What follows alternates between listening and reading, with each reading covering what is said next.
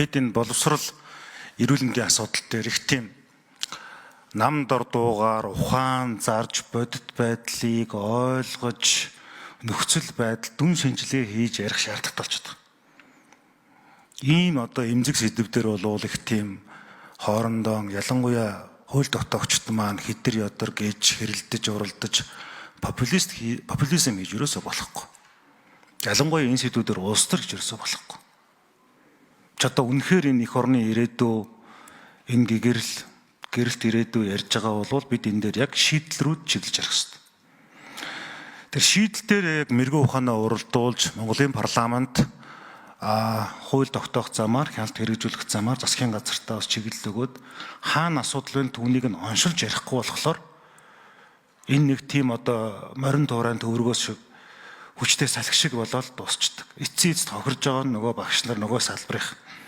Тэгээ хүүхдүүд Монголын ирээдүй өгч байгаа. Өнгөрсөн жил би Дархан Сэлэнг Төв аймгаас сонгогдсон учраас манай 3 аймгийн 69369 хүүхдэд 1-ээс 12 дугаар ангийн хүүхдэд захиа авчихсан. Тэгээд нодлон жилийн хүүхдүүдээс ирсэн хариу ихэнх нь сургуулийн орчны аюулгүй байдалтай холбоотой зам гарах одоо нохой ч гэх юм уу тэр сэдвүүд зонхилж ирсэн. Энэ жил Дархан Сэлэнг Төв аймгийн 72331-ээс 12 дугаар ангийн хүүхдүүдэд захиа авчихсан.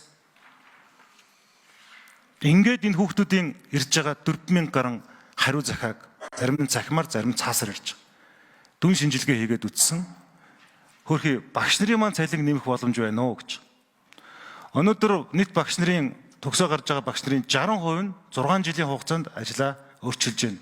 Энэ чиглэлээр ажиллахгүй байна гэж байгаа. Дахиад 60% нэгээс доош сая төгрөгийн цалинтай.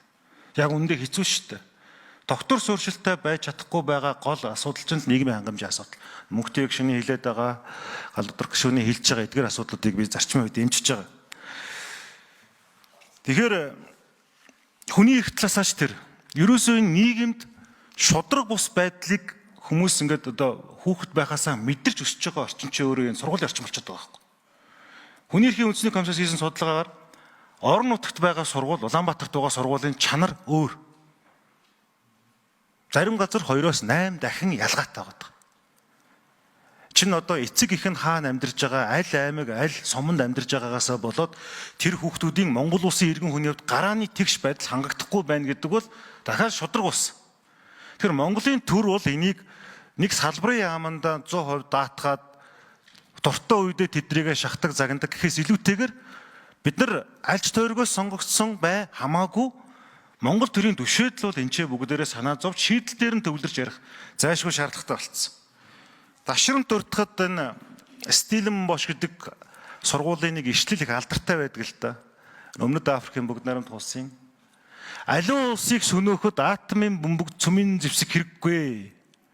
Англиар бол plagiarism буюу зохиолын хулгай хуурам эхлэлтийг хэлж байгаа. Өөрөлдвөл чанаргүй босрлын тогтолцооноос гарсан эмчнэрийн гар дээр хүмүүс нас орж, чанаргүй босрлын тогтолцооноос гарсан хуульчдын гар дээр авилга хэл ахуул цэцэглэж, чанаргүй босрлын тогтолцооноос гарсан инженерүүдийн барьсан зам гүүр нуран ундгаа гэж. Аливаа улсыг эзлэн түрэмгийлэх, хорлон сүйтгэж мөхөөнд ороотуулна гэдэг бол ерөөсөө босрлын системийг нь хангалттай ороотуулахад болчдөг. Тийм учраас энэ бол үндэсний аюулгүй байдлын сэдв, үндэсний сөрөн дэвсгэрлэх чадахын сэдв, Монгол улсын хөгжил дэвшлийн гол амьд халуун дархлаа болсон сэдв бол боловсролын сэдв. Өнөөдөр энэ асуулгаар дамжуулж яагаад энэ асуудлыг санаачилсан гэхээр би ч бас ганцаараа санаачлаад байгаа биш. Бүгдээрээ л ярьж байгаа асуудал, бүгдээрээ л бас зовж байгаа асуудал.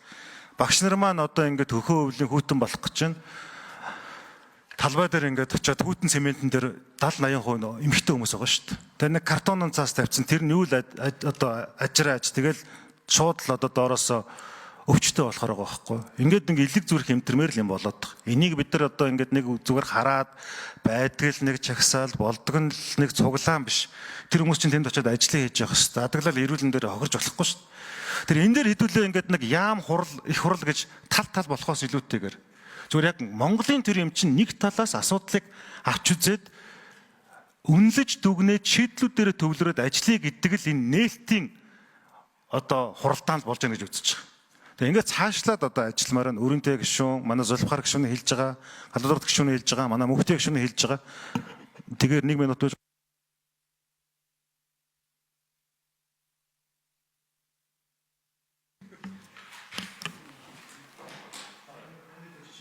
За, дуусгая. 1 минут. Тэр энэ Эрдэнэт гишүүн дээр би гаруй сурсан. Тэр багш нарын цалин хангамжийг нэмэх асуудал. Өөрөөр хэлбэл улсад мөнгө байхгүй биш байна. Бүгд ойлгоцсон. Үр ашигтай, эренбитэй, тооцоо судалгаатай энэ мөнгийг менежмент хийж захиран зарцуулж чадах юм бол янз бүрийн хулгайд автаад байгаа тэдгээр төсүүдийг боловсрол, эрүүл мэндийн салбартаа зарцуулах ухаалаг төрийн бодлогыг л эрхэм гишүүд та бүхэн маань бид бүхэн хийх ёстой гэж харж байгаа. Чойл усан жугаан үгийг иш татаж хэлмээр. Хүн чанаргүй хүнд өндөр боловсролыг эзэмшүүлвэл босоо ороолн алтан шүт хийгээд босохтой адилхан гэж. Боловсрол гэдэг бол зөвхөн одоо энэ дипломоор хэмжигдэж байгаа зүйл биш. Энэ боловсролын салбарт цаатал нь хүн чанарыг, хүмүүжлийг, хүн байх ухааныг, Монгол соёл, өв уламжлаа танин мэдсэн дэлхийдээ өрсөлдөх чадамжтай тэр бие хүмүүсийг бид нар төлөвшүүлэх тухай байтал тэр ажлыг даатгаад байгаа тэр багш нарыгаа бид нар ингээд хайхгүй өнгөрөөд байна гэдэг бол